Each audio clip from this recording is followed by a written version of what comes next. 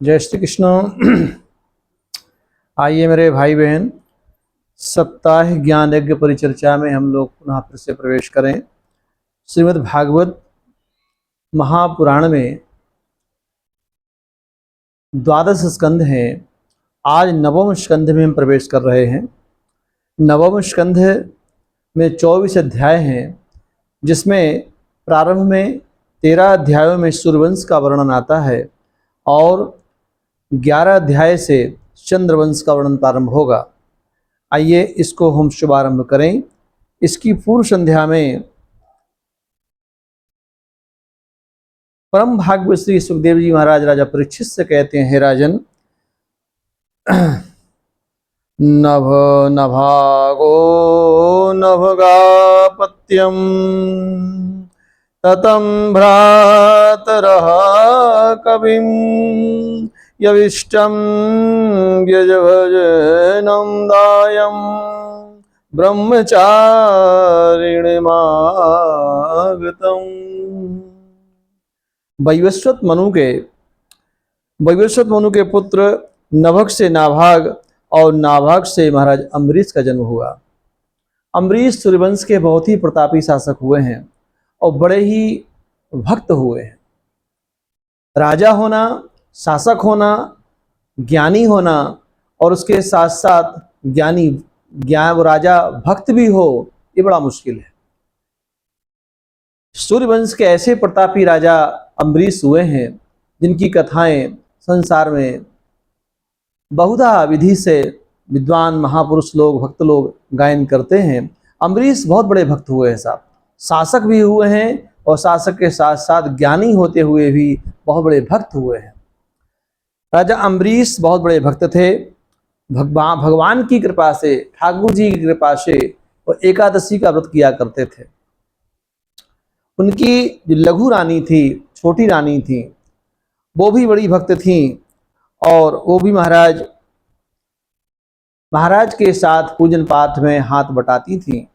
राजा को अनुचित लगता था। राजा सोचते थे कि मैं नियमित रूप से प्रभात में ब्रह्म मुहूर्त में उठता हूँ और उठने के बाद नित्य क्रिया से निवृत्त होने के पश्चात भगवान के लिए सुंदर सुंदर जो है पुष्प, तुलसी दल, दुर्वांकुर, बिलपत्र, समीपत्र और तरह तरह के पुष्पों से सुंदर सुंदर गजरे और मालाएं बना करके भगवान की सेवा में रखते थे और भगवान के पात्र भी नियमित रूप से अपने हाथों से मार्जन करते थे। ठाकुर जी का मंदिर भी नियमित रूप से ही अपने हाथों से साफ कर प्रक्षालन करते थे, साफ करते थे। और इसके बाद जब पूरी तैयारी हो जाती थी, गंगा जल लाते थे, रखते थे और फिर ठाकुर जी को जगाते थे, मंदिर में पट खोलते थे। तब प्रभु की सेवा, नियमित रूप से प्रभु की सेवा हो, प्रभु को जगाना। उत्तिष्ठ गोविंद वासुदेव जगतपते, हे परमात्मा आप जागिए। और भगवान को जगाने के बाद प्रभु को बढ़िया सुंदर से सालिग्राम भगवान को, ठाकुर जी को एक चांदी की कटोरी में रखते थे, तुलसी दल नीचे रख करके उनको पधराते थे।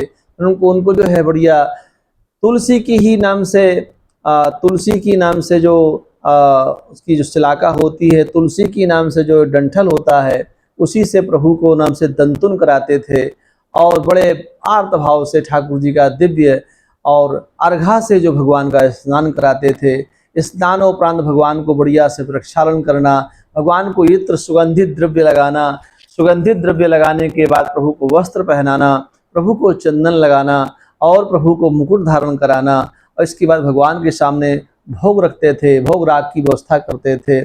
भोग के पश्चात ठाकुर जी का दिव्य आरती करते थे और वाद्य के साथ प्रभु का कीर्तन गायन भी करते थे। ऐसे ही उनकी दिनचर्या चल रही थी। एक दिन दैवयोग से उनकी जो पत्नी थी, वो भी बड़ी भक्त थी, बड़ी सुलक्षणा थी। उन्होंने एक दिन ठाकुर जी का जल्दी से जाके ठाकुर जी की सेवा में कुछ हाथ बटा लें, हम भी कुछ सेवा का कुछ पुण्य प्राप्त कर लें, इसी मानसिकता के साथ रानी ने जो है, जैसे महाराज जागे स्नान करने के बाद वो बिलपत्र पुष्प तोड़ने के लिए, उतारने के लिए बगीचे में गए थे। उसी समय रानी ठाकुर जी के मंदिर में आती हैं। भगवान का जो उचिष्ट बर्तन था उन बर्तनों को उन्होंने मांज दिया, मांज धो करके बढ़िया साफ सुथरा कर मंदिर में अच्छा पोछा ओछा लगा दिया, साफ सुथरा कर दिया, बर्तनों को ढंग से सजा के रख करके धीरे से बाहर निकल जाती हैं। इतने में राजा आते हैं। राजा जब मंदिर में प्रवेश करते हैं प्रभु के दरबार में, और जब देखते हैं कि किसी ने पोछा लगा दिया, साफ सुथरा कर दिया, और यहाँ पर जो है यहाँ पर भगवान के पात्र भी किसी ने मांज के साफ सुथरे करके रख दिए, तो उनको खुशी नहीं हुई, हर्ष नहीं हुआ, अपितु विषाद हुआ। उनको ये खेद हुआ, पता नहीं कौन अनजाने में मेरे ठाकुर जी की सेवा मुझसे छीन ले गया। मैं ठाकुर जी की सेवा करता था, प्रभु मुझसे क्या अपराध बन गया, कौन सा हमसे गलती हो गया भगवान, जो आज मेरी सेवा कोई दूसरा छीन ले गया। और इसी प्रायश्चित को मिटाने के लिए उन्होंने एकादशी का व्रत आरंभ कर दिया, और वो नियमित रूप से भगवान का व्रत पूजन करते थे।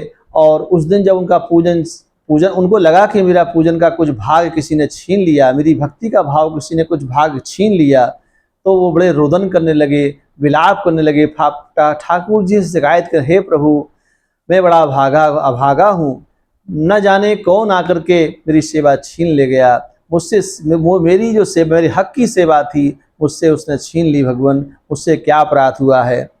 यानी भगवान की जो सेवा है उसमें किसी से भी सेवा नहीं लेनी चाहिए।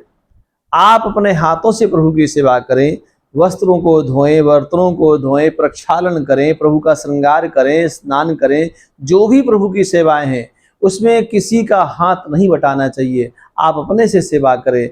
ऐसा राजा अम्बरीश की कथा से संकेत मिलता है, उद्बोधन होता है।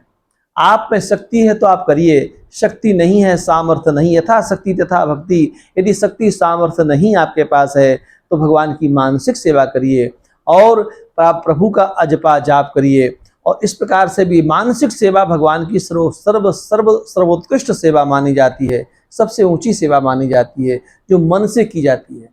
यदि आपके मन में, शरीर में कोई सामर्थ्य नहीं है, यद्यपि आप स्वस्थ हैं, गंगा स्नान करने जा सकते हैं, चल फिर सकते हैं, पुष्प ला सकते हैं, काम कर सकते हैं, तो फिर लाचार मत बनिए, फिर करिए। और यदि मान लीजिए किसी प्रकार से आपका शरीरम व्याधि मंदिरम, शरीर व्याधियों का मंदिर है, शरीर में कोई व्याधि आती है और शरीर आपका समर्थ नहीं है और आप प्रभु की सेवा करने के इच्छुक हैं, तो आप मानसिक सेवा करें। आप प्रभु से सोचिए, खटिया पर लेटे लेटे, बिस्तर पर लेटे लेटे आप सोचते रहिए, हे भगवान मैं आपको बढ़िया सुंदर, मैं स्नान कर रहा हूँ और स्नान करने के बाद मैं वस्त्रों को धारण कर लिया, इसके पश्चात अब मैं प्रभु को जगा रहा हूँ, प्रभु को शयन से जगा रहा हूँ और भगवान का स्नान करा रहा हूँ, भगवान को बढ़िया सुंदर सुंदर वस्त्र पहना रहा हूँ, बढ़िया बढ़िया भगवान को 56 भोग 3600 व्यंजन प्रभु के सामने पधरा रहा हूँ, रख रहा हूँ, प्रभु की सेवा कर रहा हूँ और भगवान की आरती कर रहा हूँ, मृदंग आदि वाद्यों के साथ प्रभु का मैं कीर्तन कर रहा हूँ, नृत्य कर रहा हूँ। ऐसा भाव आप सोचिए, मात्र सोचने मात्र से आपको पुण्य की प्राप्ति हो जाती है। मानसिक सेवा है, मानसी भक्ति कही जाती है। लेकिन ये मानसी भक्ति बड़ी करुणा के साथ हो, बड़ी तल्लीनता के साथ हो, बड़ी दिव्यता के साथ हो, बड़ी प्रपन्नता के साथ हो, बड़ी अन्याश्चिंतयन्तो मामे जनः पर्युपासते तेषां नित्या अभियुक्ता नाम योगक्षेमं वहाम्यहम्। इस भाव के साथ इस भक्ति को करेंगे तभी तो भक्ति का पुण्य प्राप्त होगा, फल प्राप्त होगा, प्रतिफल प्राप्त होगा। इसलिए मेरे हे भाई बहन, ये जो राजा अम्बरीश जी का प्रसंग है बहुत ही भक्तिप्रद इतिहास है, भक्ति से ओतप्रोत है। राजा अम्बरीश ने एकादशी का अनुष्ठान आरंभ कर दिया और एकादशी का जब पारण करते थे तो पहले कुछ ब्राह्मणों को नाम से दान दक्षिणा दे करके, उन्हें कुछ खिला पिला करके, उनसे आज्ञा लेकर के तब व्रत का उद्यापन करते थे और इसके पास बाद में अन्न ग्रहण करते थे। इस प्रकार से राजा अम्बरीश का एक लंबे समय तक एकादशी का व्रत का अनुष्ठान चला और राजा अम्बरीश के व्रत के प्रभाव से 3 लोक 14 भवन में सत्ता डगमगाने लगी, क्योंकि बड़े प्रतापी और बड़े ही भक्त शासक थे। एक दिन दैवयोग से इनकी भक्ति का परिचय लेने के लिए, इनकी भक्ति का परिचय, साक्षात परिचय लेने के लिए महाराज दुर्वासा जी का आगमन हुआ अयोध्या में। महाराज दुर्वासा जी अयोध्या पधारे और दुर्वासा जी को आया हुआ देख करके राजा अम्बरीश ने उनका बड़ा अभ्युत्थान किया, बड़ा सम्मान किया, सत्कार किया, स्वागत किया और कहा भगवान आज मैं बहुत बड़ भाग्यशाली हूँ, बड़भागी हूँ कि आज आपके पदार्पण से और आपको खिला पिला करके और इसके बाद ही दास आज अन्न ग्रहण करेगा। आज द्वादशी का जो भंडारा होगा, द्वादशी के भंडारे में कम से कम संत महापुरुषों का आज प्रसाद प्राप्त करेंगे, उनका जूठन प्राप्त करेंगे।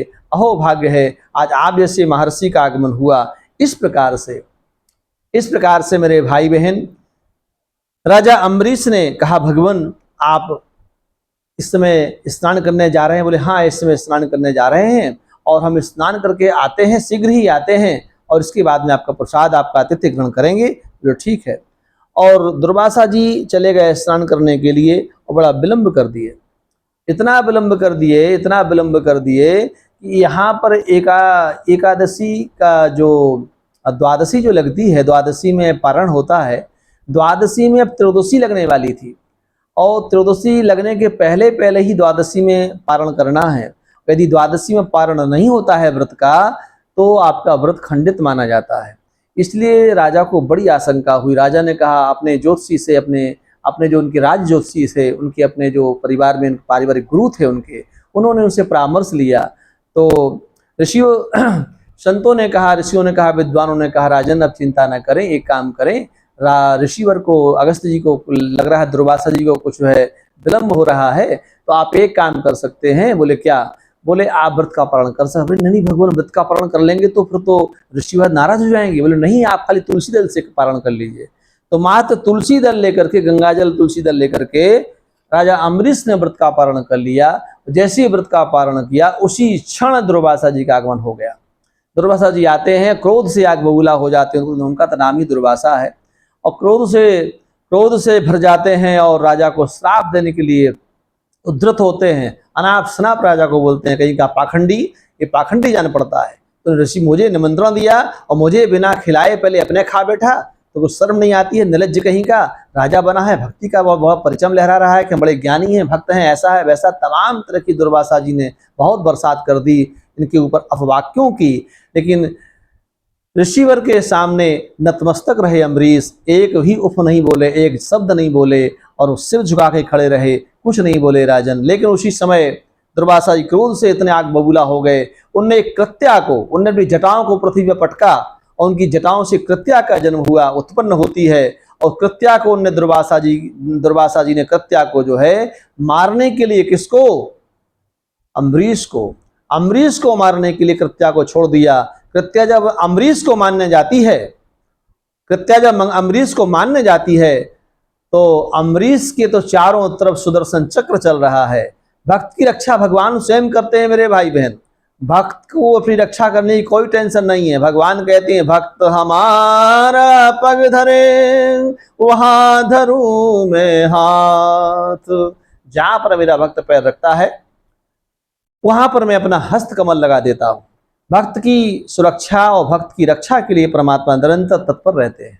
इस प्रकार से राजा अम्बरीश की रक्षा करने के लिए सुदर्शन चक्र अम्बरीश के चारों तरफ घूम रहा था। और जब सुदर्शन चक्र ने कृत्या को दौड़ाया और कृत्या तो भाग जल के भस्म हो जाती है, लेकिन अम्बरीश जो है, अम्बरीश ने तो कुछ नहीं, अम्बरीश तो नतमस्तक ही रहे, उनको तो पता ही नहीं क्या हो रहा है। और भगवान का सुदर्शन चक्र अब तो दुर्वासा के पीछे पड़ गया।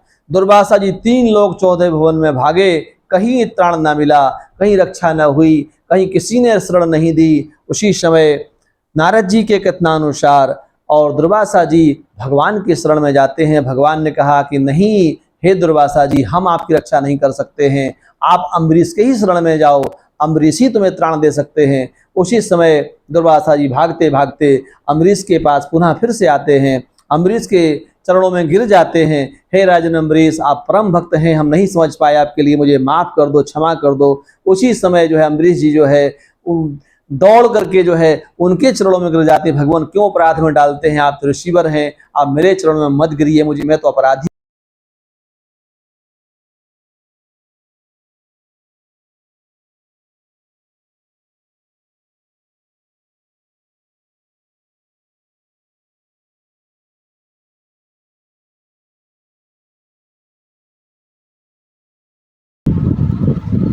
परम भागवत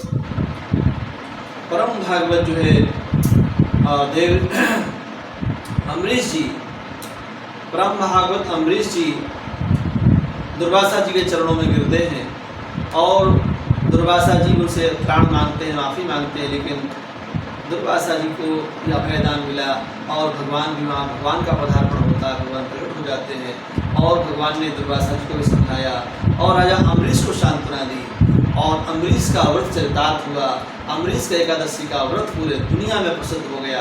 जिस प्रकार से राजा अम्बरीश ने एकादशी व्रत का पालन किया और व्रत को किया, वो प्रसंग आप सभी लोग समझते हैं, जानते हैं। मैंने संक्षिप्त में आपसे राजा अम्बरीश का प्रसंग सुनाया। आइए सूर्यवंश की और भी कथाएं हैं जो आपको हम संक्षिप्त में सुनाएंगे।